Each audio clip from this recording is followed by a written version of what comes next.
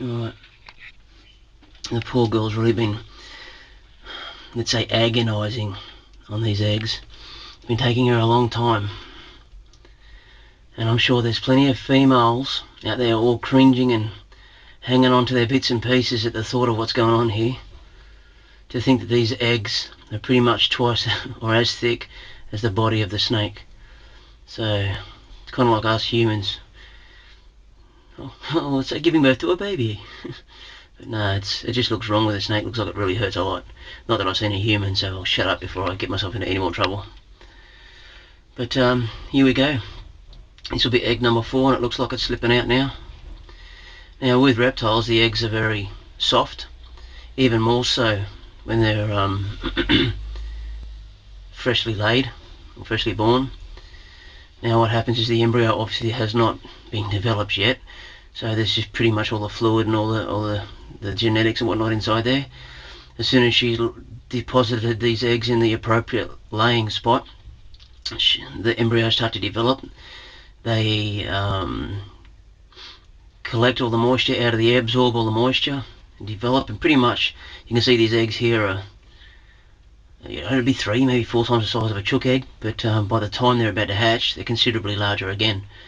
So because they absorb all the moisture and grow inside the egg, then they get to a point where they've got the yolk which feeds the embryo, and once the embryo is nearly fully developed, that yolk starts to be resorbed totally in the baby, so that's when the egg will start to shrink, and that's how you kind of have a hint that things are about to hatch.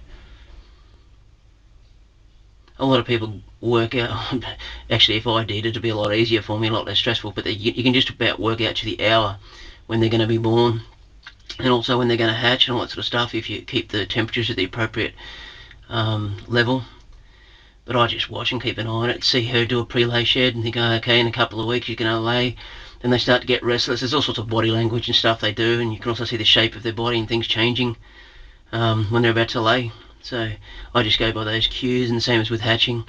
You kind of look at the egg and think, shit, you're due soon, aren't you? And then you see them start to shrink in, and little pips and bubbles, and they also sweat just before they hatch. So I just go by that. But if I did do it appropriately like everybody else does, using times and dates and stuff, I wouldn't stress so much thinking, oh, are you egg bound or is there something wrong here? I'd know. But anyway, when you've got so many reptiles, it's hard enough cleaning and feeding the buggers, much as sitting down with a pen and paper and working out when they're due. But who here is holding their bits and pieces going, oh, I am. That kind of looks, ouch. And she's having a rest now. This has really taken a long time for her, and it's really taken it out of her.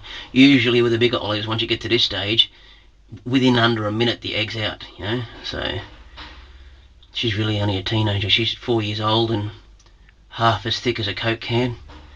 So that's taken a bit out of her. Anyway, I'll pause this and get to the next one.